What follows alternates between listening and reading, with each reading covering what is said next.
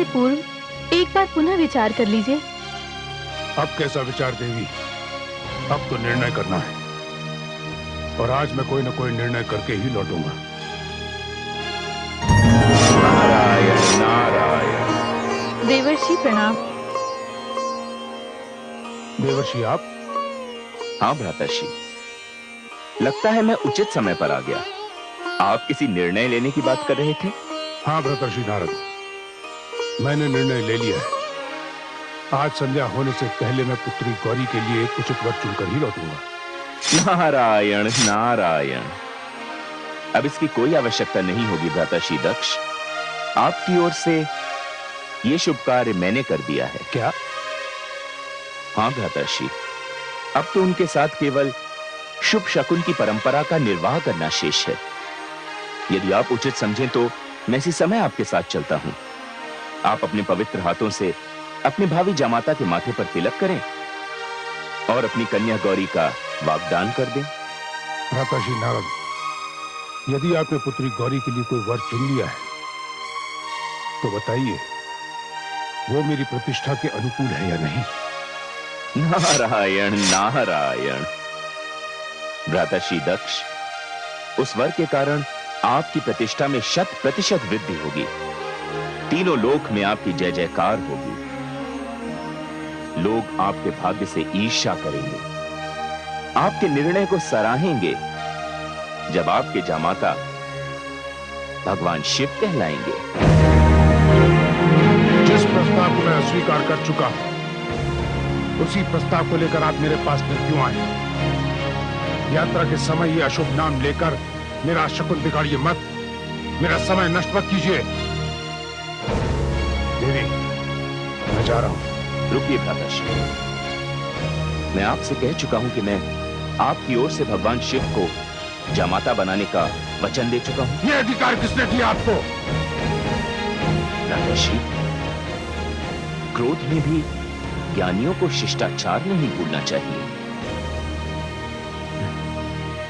जहां तक भगवान शिव को जामाता बनाने के निर्णय का प्रश्न है, यह अधिकार तो मेरा जन्म सिद्ध है।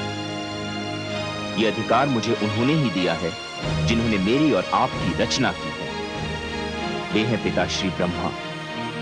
हम दोनों एक ही पिता की संतान हैं भ्राताश्री दक्ष, और इस नाते पुत्री गौरी पर मेरा भी समान रूप से अधिकार है। नहीं नारद जी, नहीं। गौरी मेरी पुत्री है और उस पर केवल मेरा अधिकार है। और अब मैं ये जान गया हूं कि उसके भविष्य के साथ कोई भयानक षड्यंत्र चल रहा है। लोग मेरी लाडली पुत्री को एक भिखारी के हाथों में सौंपकर उसे जीवन भर का दुख देना चाहते हैं। दुर्भाग्य तो यह है कि लोगों के इस षड्यंत्र में मेरी पुत्री भी सम्मिलित है। वो बालिका है, अबोध है, भोली है, किंतु मैं उसका पिता हूं, उसका भला बुरा जानता हूं। मैं उसे जानबूझकर ये विष नहीं पीने दूंगा। मैं ये कदापि नहीं होने दूंगा। ये आप क्या कह रहे हैं भ्राता दक्ष? आप शिव और शक्ति को मिलने से रोकना चाहते हैं? इसका अर्थ तो यही हुआ कि आप चंद्रमा से शीतलता को दूर रखना चाहते हैं, सागर से लहरों को अलग करना चाहते हैं, पुष्प से उसकी सुगंध छीनना चाहते हैं। ये संभव नहीं है भ्राताश्री दक्ष, ये संभव नहीं है। मैं आपको संसार के सामने हास्य का पात्र नहीं बनने दूंगा।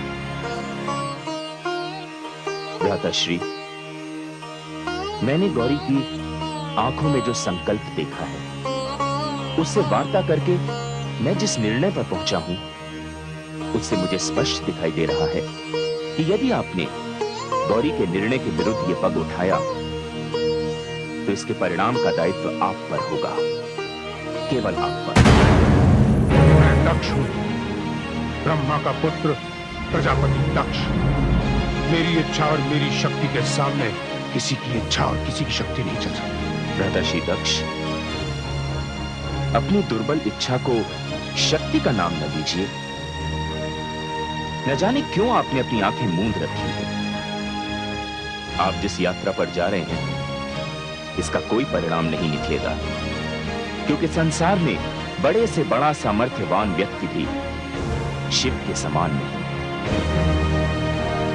आप जो जी चाहे कर लीजिए भ्राताश्री दक्ष, आप इस अभियान में सफल नहीं होंगे, क्योंकि शिव गौरी के हैं और गौरी शिव की। भला संसार में ऐसा कौन अभागा होगा जो दक्ष के जामाता होने के प्रस्ताव को ठुकरा देगा? अभागा तो सचमुच वही होगा जो इस प्रस्ताव को स्वीकृति देगा, क्योंकि मैं जानता हूं देवलोक, यक्षलोक, गंधर्व लोक, मानव लोक, दानव लोक, आप जहां भी जाएंगे लोग गौरी का नाम सुनते ही श्रद्धा से हाथ जोड़कर आपके सामने खड़े हो जाएंगे। श्रद्धा से लोगों के सिर झुक जाएंगे।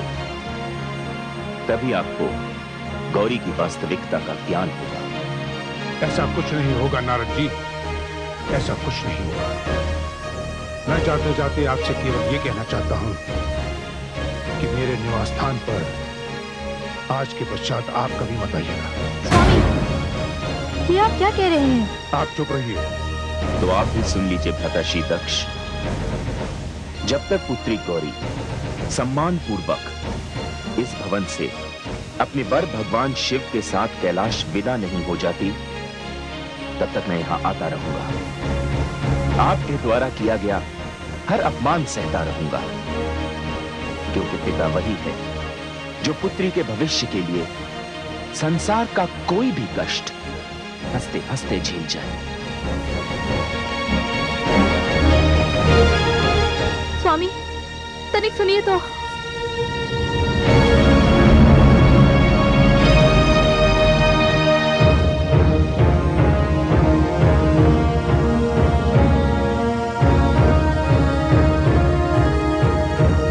चलो सारथी। नारायण नारायण। उसे तो वह अपनी दिशा की ओर ले ही जाएगा, किंतु अहंकार एक ऐसा अश्व है जो किसी भी रास्ते से नियंत्रित नहीं होता, और उस अश्व पर बैठा हुआ व्यक्ति कभी भी अपने निश्चित लक्ष्य तक नहीं पहुंच सकता। भ्राताश्री दक्ष, मुझे आपसे सहानुभूति है। अच्छा भाभीश्री, मैं चलता हूं, मुझे आज्ञा दीजिए। आप चिंता ना करें, शक्ति अपना कार्य स्वयं कर लेगी। देवर्षि नारद, पता नहीं विधाता ने गौरी के भाग्य में क्या लिखा है। भाभीश्री, गौरी शक्ति स्वरूपा है। उसके संकल्प में इतनी शक्ति है कि यदि ब्रह्मा जी ने उसके भाग्य में शिव से मिलना नहीं भी लिखा, तो भी वह अपने भाग्य का लेख स्वयं बदल सकती है। नारायण नारायण।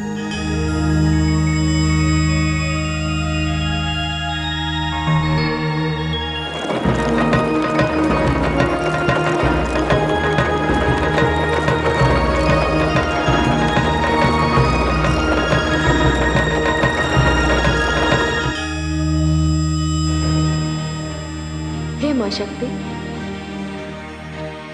प्रजापति दक्ष तो अपने निर्णय पर अडिग है। वे तो भगवान शिव से इतनी घृणा करते हैं कि उनका नाम तक सुनने को तैयार नहीं। हे महादेवी, अहंकार की सीमा यदि देखनी हो तो कोई प्रजापति दक्ष को देखे। हे आदिशक्ति, इधर गौरी का निर्णय भी तो अपने स्थान पर अटल है, किंतु पिता का अहंकार और पुत्री का हठ, इन दोनों में जीत किसकी होगी? जीत तो सत्य की ही होती है महादेवी। किंतु हे मां शक्ति, इन परिस्थितियों में हमारी गौरी का क्या होगा? हे महादेवियों, संसार में गौरी का जन्म इसी उद्देश्य से तो हुआ है कि संसार को ये बताना है कि पुरुष और प्रकृति अर्थात नारी के संबंधों की सीमा क्या होगी, भावनाओं और आदर्शों का मापदंड क्या होगा। और ये कार्य इतना सरल नहीं है, इसमें नारी को बड़ी कठिन परीक्षाओं से जूझना होगा, दुख और पीड़ा सहन करनी होगी। विरह का ताप झेलना होगा। अपने अस्तित्व से ये सिद्ध करना होगा कि नारी अग्नि के समक्ष जल के समान है। किंतु जिस प्रकार दहकती हुई अग्नि पर खौलता हुआ जल भी डाला जाए तो वो अग्नि को बुझा देता है, और यही नारी की विशेषता है। नारी उस दिए के समान है जो स्वयं तो जलता है किंतु दूसरों को प्रकाश देता है।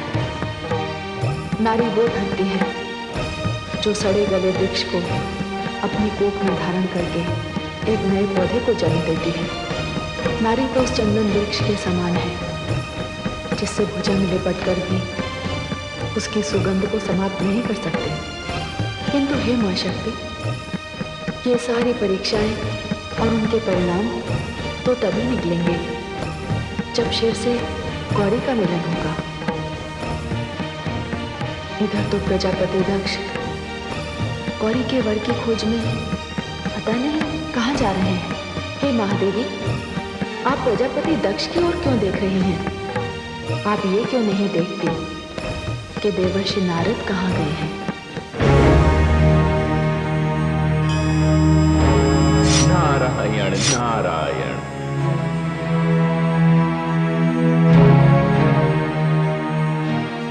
प्रणाम पिताश्री। आओ पुत्र, क्या बात है? बड़ी लंबी अवधि के पश्चात आए हो। लगता है तुम्हें अपनी भूल का ज्ञान हो गया है। मुझे अपनी भूल का ज्ञान हो गया है पिताश्री। मैं तो यहाँ आपको आपकी एक भूल का स्मरण कराने आया। ये क्या कह रहे हो तुम नारद? हाँ पिताश्री, आप मुझसे रुष्ट थे कि मैंने आपके आदेश को नहीं माना था। मैंने जो मार्ग चुना था वो वैराग्य का मार्ग था। वो बहुत ही उत्तम मार्ग है, मुझे उसका कोई पश्चाताप नहीं। किंतु जिन्हें आपने गृहस्थी के बंधन में बांधा था, भूल उनसे हुई। तुम्हारा तात्पर्य किससे है पुत्र नारद? मेरा तात्पर्य भ्राता दक्ष से। दक्ष? क्या किया है उसने? पिताश्री, मुझे लगता है कि जिस समय आपने भ्राता दक्ष की रचना की थी तब आपसे ही एक भूल हो गई थी। कौन सी भूल? पिताश्री, या तो आप उनके शरीर में हृदय रखना भूल गए, या उनके हृदय में करुणा और स्नेह रखना भूल गए। नारद, पुरुष के लिए नारी की रचना करने से पहले मैंने पुरुष के शरीर में हृदय नाम का अंग जोड़ दिया था। हृदय जो भावनाओं को, इच्छा को, स्नेह और करुणा को जन्म देता है। किंतु तुम्हारे साथ मैंने ऐसा नहीं किया। फिर भी तुम वैरागी होकर अनुरागी रहे। किंतु दक्ष के शरीर में मैं हृदय रखना नहीं भूला। हाँ पिताश्री, किंतु उस हृदय में स्नेह और करुणा के स्थान पर घृणा और अहंकार भरा हुआ है, जिसका परिणाम यह है कि वह पुत्री गौरी के साथ ऐसा अन्याय कर रहे हैं जिसे सोचकर भी मेरा मन कांप जाता है। पुत्र नारद, मैं सृष्टि की रचना में इतना व्यस्त रहा कि मैंने दक्ष की ओर ध्यान ही नहीं दिया। पुत्र, अभी तो सृष्टि का जन्म हुए थोड़ा ही समय हुआ है। अभी तो मानव शिशु समान है। अभी तो उसे बहुत कुछ सीखना है। इसमें दोष किसी का नहीं, समय का है। हां, पर मैं कदाचित ये भूल गया कि पौत्री गौरी अब विवाह योग्य हो गई है। चिंता इस बात की नहीं है पिताश्री। चिंता इस बात की है कि भ्राताश्री दक्ष पुत्री गौरी और देवादिदेव महादेव के परिणय संबंध के बीच दीवार बन रहे हैं। क्या? हाँ पिताश्री। क्या दक्ष नहीं जानता शिव की शक्ति को? वह तो महादेव शिव को भिखारी समझते हैं। क्या? उन्हें अशिष्ट और उद्दंड कहते हैं। उनके सुंदर रूप को कुरूप कहते हैं। उनका अपमान करते हैं। लगता है मति भ्रष्ट हो गई है उसकी। इतना ज्ञानी है वो नहीं जानता शिव कौन है और उनका क्या स्थान है। पिताश्री, ये तो पुत्री गौरी के प्रेम का चमत्कार है कि इतना अपमान सहने के पश्चात भी महादेव देवादिदेव शांत है। यदि उन्हें क्रोध आ गया तो केवल दक्ष नहीं, सारी सृष्टि का विनाश हो जाएगा। मैं देखता हूं। पिताश्री, भ्राताश्री दक्ष तो देवलोक, यक्षलोक, गंधर्वलोक, मानवलोक, दानवलोक, इन समस्त लोकों की यात्रा पर निकल चुके हैं और उन्होंने ये निर्णय ले लिया है कि वो पुत्री गौरी के लिए वर चुनने के पश्चात ही लौटेंगे। नहीं पुत्र, मैं ऐसा नहीं होने दूंगा। पुत्र नारद, मैं तुम्हारे इस कार्य से बहुत प्रसन्न हूं। केवल हृदय होने से ही मानव में कोमल भावनाएं आ जाए, यह आवश्यक नहीं है। किंतु मैं कन्या के विषय में पुरुष को हृदयहीन नहीं होने दूंगा। पुत्र नारद, तुम मेरी ओर से जाकर भगवान शिव से प्रार्थना करो कि वो विवाह की तैयारियां करें।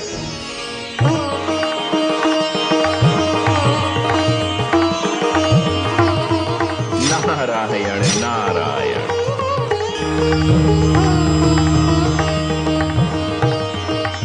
आइए आइए प्रजापति दक्ष, आइए। देवलोक में आपका स्वागत है। कहिए, हम क्या सेवा करें आपकी? आप देवता हैं, आप श्रेष्ठ भी हैं। मैं आपके समक्ष अपनी पुत्री के विवाह का प्रस्ताव लेकर आया हूं। देवी गौरी के विवाह का प्रस्ताव? हाँ, किंतु आपसे पहले यहाँ आदि प्रजापति ब्रह्मा आ चुके हैं और उन्होंने हमसे ये कहा है कि गौरी तो शिव की शक्ति है। नहीं प्रजापति दक्ष, हम ये प्रस्ताव स्वीकार नहीं कर सकते।